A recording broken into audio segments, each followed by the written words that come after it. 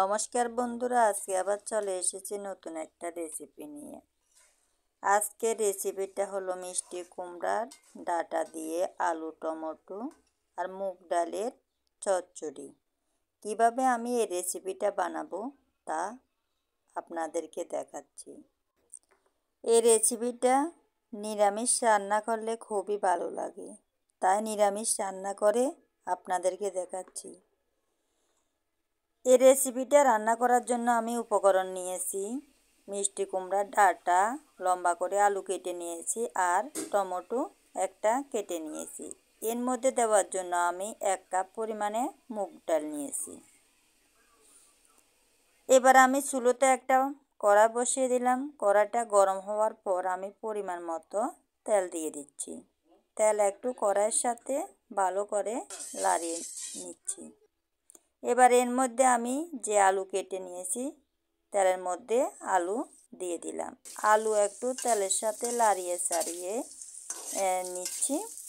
এরপর আমি আলুর মধ্যে অল্প পরিমাণে লবণ দিয়ে দিলাম, হলুদের গুঁড়ো দিয়ে দিলাম। লবণ হলুদের গুঁড়ো দিয়ে ভালো করে আলুর সাথে মিশিয়ে নেব। এভাবে আমি আলু কিছুক্ষণ ভেজে নিচ্ছি। আলুটা একটু লাল করে ভেজে নেব। আলু একটু আমি লাল করে ভেজে নিয়েছি। এবার আমি একটা পাত্রের মধ্যে তুলে নিচ্ছি।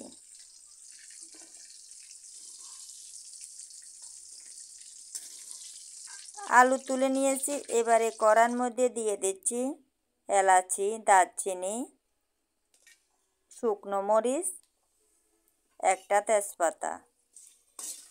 এই মশলা একটু নাড়িয়ে চাড়িয়ে তেলের মধ্যে কিছুক্ষণ রাখবো। এই মশলাগুলো কিছুক্ষণ ভেজে নিয়েছি। এবার আমি দিয়ে দিচ্ছি 5 ফোড়ন। 5 ফোড়ন আমি একটু লাল করে ভেজে নেব। 5 ফোড়নটা নিরামিষ রেসিপিতে দিলে খুব ভালো লাগে। দেখুন আমি 5 ফোড়ন লাল করে ভেজে নিয়েছি। এরপর আমি দিয়ে দিলাম আদা বাটা।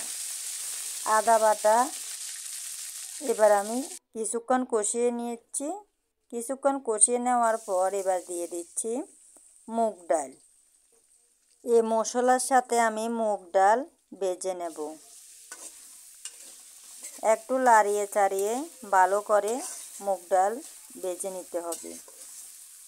মুগ ডাল এভাবে ভেজে নিলে মুগ ডালের মধ্যে একটা ভালো সেন্ট আসে। মুগ ডাল আমি ভেজে নিয়েছি। এবার এর মধ্যে দিয়ে দিচ্ছি 1 চামচ পরিমাণে জিরের গুঁড়ো, পরিমাণ মতো লবণ,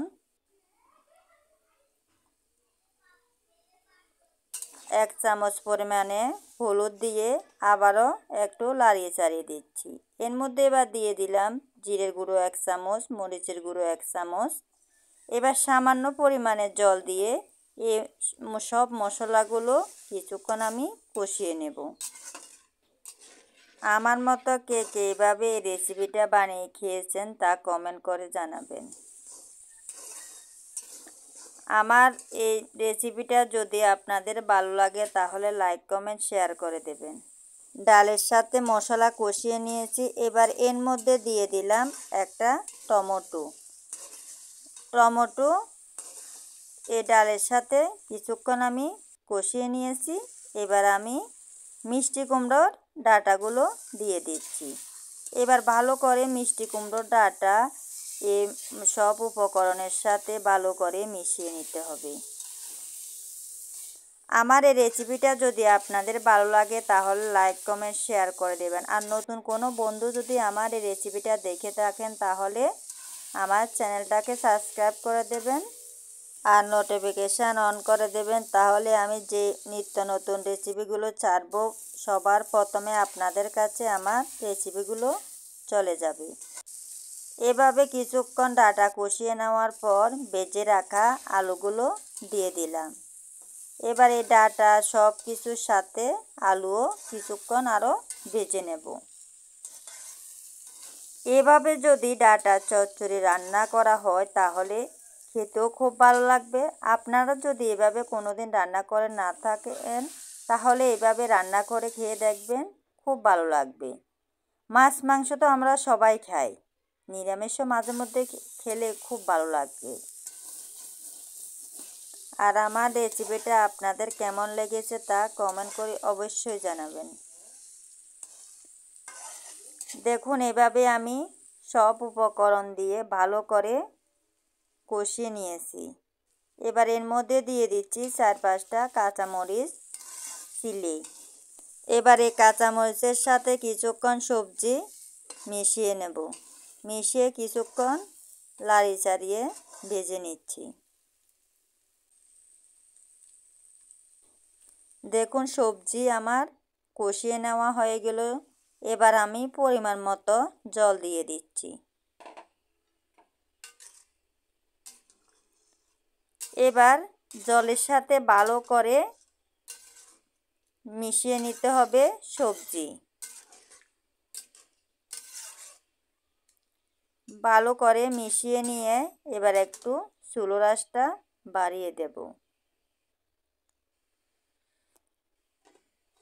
এবার কিছুক্ষণের জন্য ঢাকনা দিয়ে দিয়েছি। কিছুক্ষণ পর ঢাকনা উঠিয়ে নিলাম।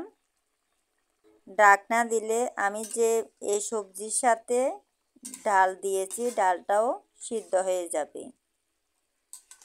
দেখুন আমি ঢাকনা তুলিয়ে আবারও ভালো করে লাড়ি চাড়িয়ে নিচ্ছি।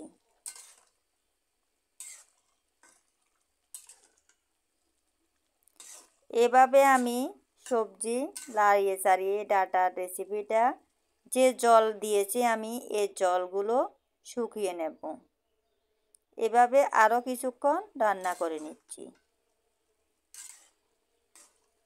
এই রেসিপিটা আমি সম্পূর্ণ নিরামিষ রান্না করছি।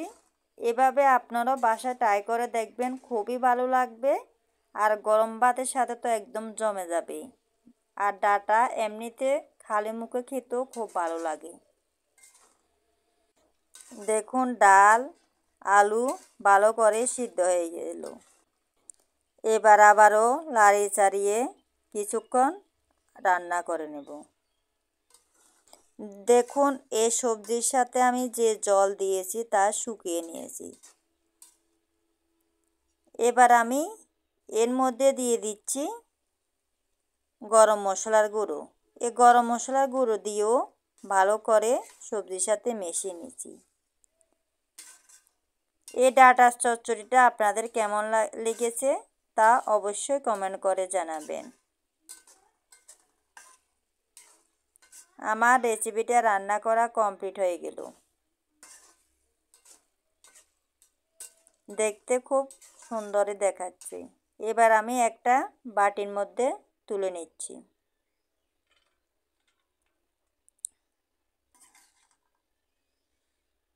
আজ এ পর্যন্তই বন্ধুরা, সবাই ভালো থাকবেন, সুস্থ থাকবেন। আবার চলে আসব নতুন একটা রেসিপি নিয়ে। এ পর্যন্ত সবাই ভালো থাকবেন। আর আমার এই রেসিপিটা কেমন হয়েছে অবশ্যই কমেন্ট করে জানাবেন। এভাবে নিরামিষ এই রেসিপিটা আপনারাও রান্না করে দেখবেন, খুবই ভালো লাগবে। টাটা।